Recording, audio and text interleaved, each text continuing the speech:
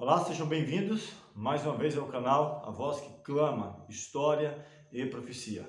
Hoje vamos trabalhar mais um tema na série dos livros poéticos, falando ainda sobre o livro de Jó, Recebendo Amigos. Relembrando rapidamente, nós falamos sobre havia um homem, onde narra a história de Jó, pelo menos a ideia inicial, onde Deus mesmo faz menção sobre ele, de que ele era um homem íntegro, reto, temente a Deus e que se desviava do mal.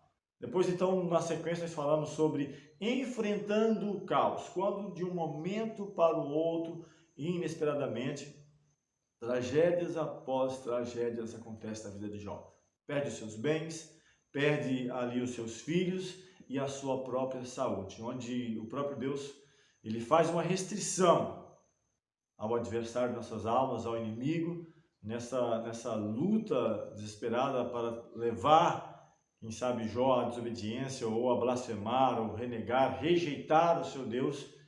E o Senhor, mesmo quando questiona ou fala ali com o adversário, ele menciona de que me incitaste sem causa, Jó, ou contra Jó, para que Jó sofresse todas essas tragédias, esses problemas, e mesmo assim ele manteve a sua fidelidade a Deus.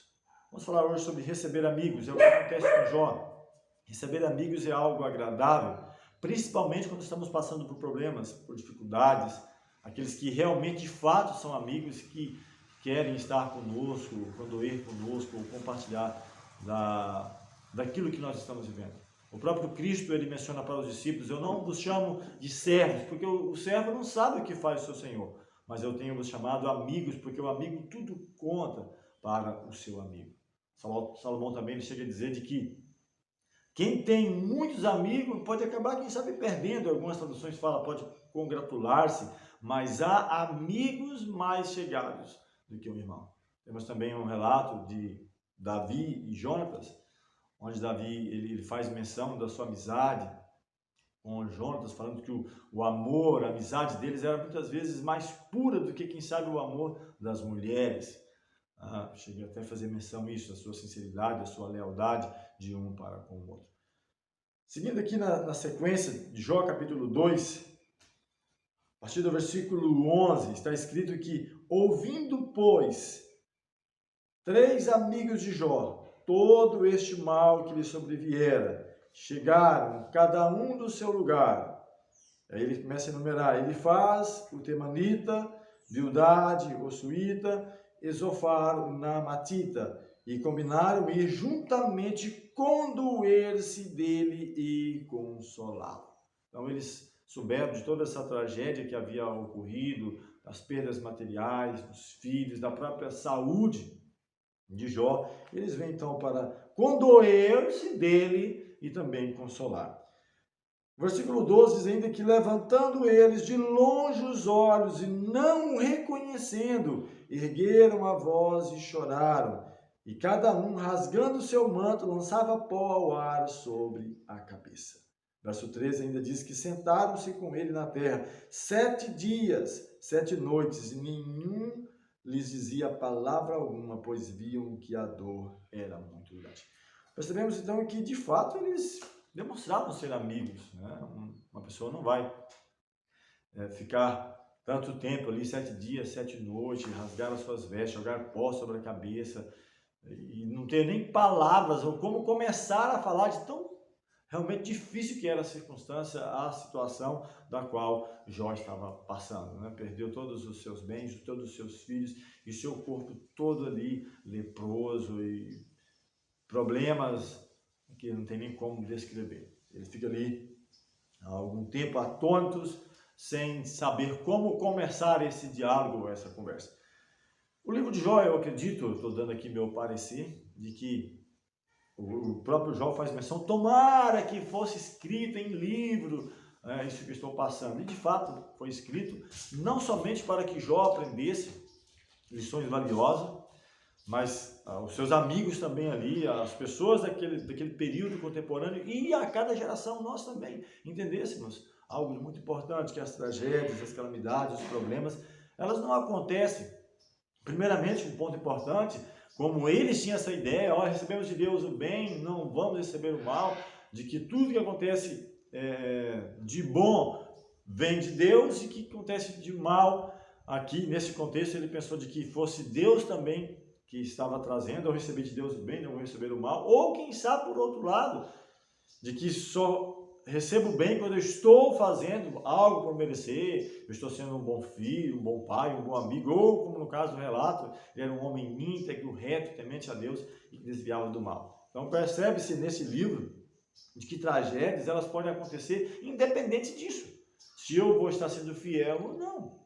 É bem verdade que a palavra de Deus nos diz que há uma bênção especial para aqueles que procuram agradar a Deus a cada dia, fazer a vontade do Senhor. Tanto é que o Senhor menciona para o inimigo, você me incitou sem causa. Então, de ação e reação, de causa e efeito, de você procurar, até um ditado popular, que quem planta vento colhe tempestade. Mas não foi essa o que estava acontecendo, não foi essa a dinâmica da vida de Jó. Ele estava vivendo a sua vida em integridade, sendo fiel a Deus, e mesmo assim, a despeito dessa fidelidade, vieram os problemas.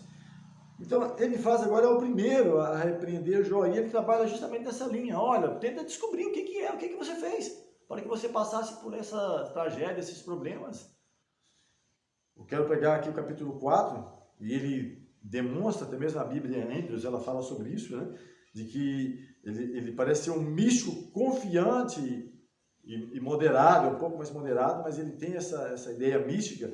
E no capítulo 4 do livro de Jó, versículo 7, ele fala: lembra-te, acaso já pereceu algum inocente? E onde foram os retos destruídos? Segundo eu tenho visto, os que lavram iniquidade e semeiam mal, isto mesmo eles cegam, isso mesmo eles escolhem. Então eles trabalham nessa linha de pensamento, e que não era ele simplesmente que via isso, o próprio Jó tinha esse pensamento: recebemos de Deus o bem, não vou receber o mal. Apesar de Jó manter a sua integridade, ele tinha a sua consciência de que ele não havia falhado, quem sabe em palavras, em algumas ações na sua vida, e ele aqui tenta fazer com que Jó lembre de alguma coisa. Lembre-se, já faça uma retrospectiva, você já viu algum justo perecer? E eu entendo de que sofre consequência quem realmente planta o mal para receber o mal. Então eu quero pegar só uma ideia. Claro, nós poderíamos trabalhar até, quem sabe, o capítulo 32, nesse discurso, esse diálogo, onde eles tentam convencer. É só uma ideia inicial mesmo, de se receber amigos. Eu quero pegar agora um ponto sobre o segundo amigo, ele faz, que ele agora dá uma ideia mais de religioso, mais firme, tradicional. E ele pega aqui no versículo 8 do capítulo 5 e diz o seguinte: quanto a mim, eu buscaria a Deus e a Ele entregaria a minha causa. Então, olha que ele fala: olha, eu aconselho você a buscar a Deus, entregar a sua causa a Ele. Vá, fala com Deus, conversa com Ele. Ele fala aqui no versículo 9, ele faz coisas grandes, inescrutáveis e maravilhas que se não pode contar. Faz chover sobre a terra, envia água sobre os campos para pôr os abatidos num lugar alto e para que os ilutados se alegrem da maior ventura. Ele frustra as maquinações dos astutos para que as suas mãos não possam realizar seus projetos. Então ele pega agora uma ideia, um tanto religiosa, ela não está errada em alguns pontos, mas na sua aplicação, porque ele fala: você deve buscar a Deus. E sim, eu devo buscar a Deus sempre, em meio às alegrias, às tristezas, às frustrações, em qualquer circunstância eu devo buscar a Deus em minha vida.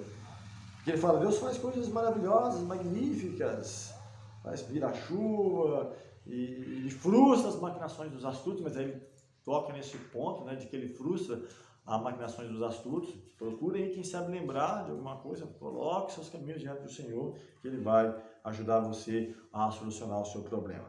Capítulo 11, ainda avançando um pouco mais, se você seguir toda a sequência, pode fazer isso, caso queira, capítulo 4, 5, 6, toda essa sequência aqui, você vai perceber que é esse diálogo, Jó se defendendo e eles acusando, procurando arrancar de Jó alguma coisa, né, que pudesse ter levado ele a passar por aquela circunstância. Falando sobre o terceiro amigo aqui, Zofar, dogmático e frio, eu quero pegar o capítulo 11, versículo 13, a seguir, que diz assim, ó, se dispuseres o coração e entenderes ou estenderes as mãos para Deus, se lançares para longe a iniquidade da tua mão e não permitires habitar na tua tenda a injustiça, então levantarás o rosto sem mácula e estarás seguro e não temerás. Então, percebe que o discurso dos amigos é simplesmente fazer com que Jó se lembre de algum ponto em que ele havia, ou que ele houvesse falhado, seja em pensamento, em ações, na sua vida pública ou privada, né, particular, tentar se lembrar de algo. Se você dispuseres, estenderes a mão para Deus, lançares para longe a iniquidade. Então, ou seja, você está passando por isso por algum problema, alguma iniquidade, algum pecado, algo que você fez.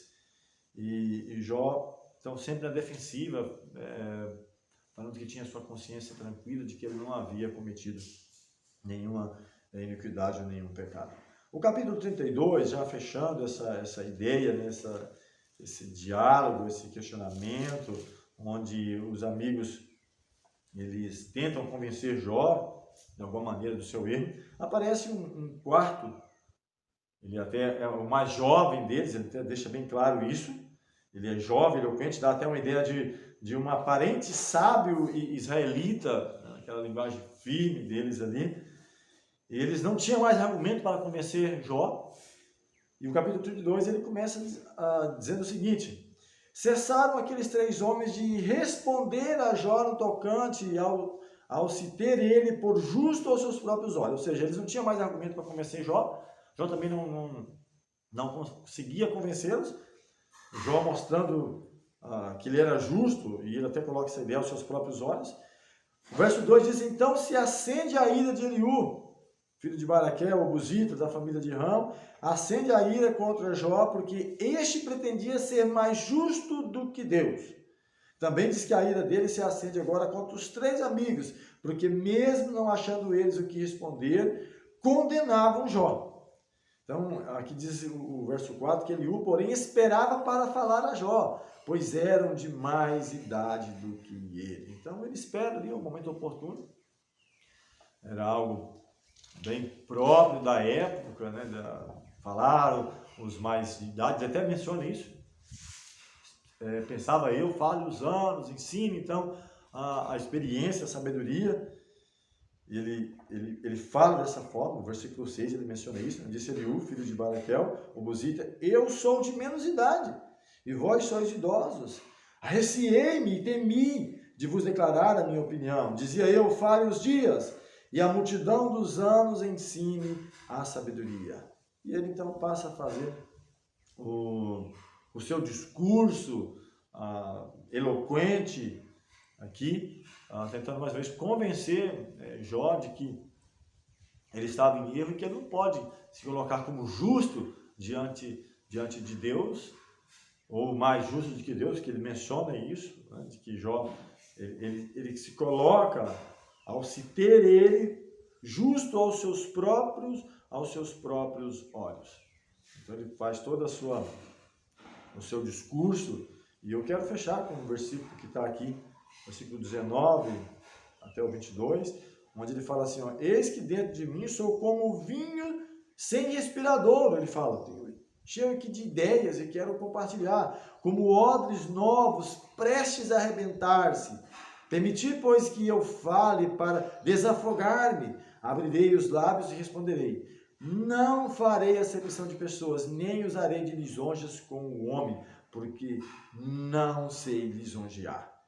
Em caso contrário, em breve me levaria o meu Criador. Se eu trabalhar simplesmente com bajulação, com lisonjas, então não é esse o meu perfil, ele menciona ali, e ele passa então a fazer o seu discurso, e só fechando essa ideia, né, dos amigos, né, de Jó, que tinham uma sinceridade, assim, queriam ajudar Jó, mas na sua linha de pensamento, na sua crença, eles, quem sabe, trouxeram mais aflição ainda para a vida de Jó, querendo convencer Jó de que ele houvesse cometido alguma iniquidade, algum pecado, e que por essa causa, por esse motivo, Deus então permitiu que toda aquela tragédia, todas essas desgraças tivessem acontecido na vida de Jó.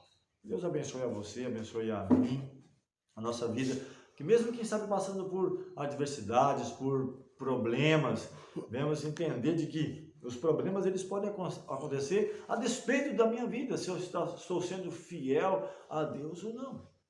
Mas eu devo procurar sempre, assim como Jó, ser reto, temente, íntegro e procurando a cada dia a desviar-se do mal. Quero fazer uma oração com você, quero convidar neste momento a termos uma palavra de oração. Eterno Deus, bondoso Pai, graças te rendemos pelo cuidado, a proteção, pelas vitórias.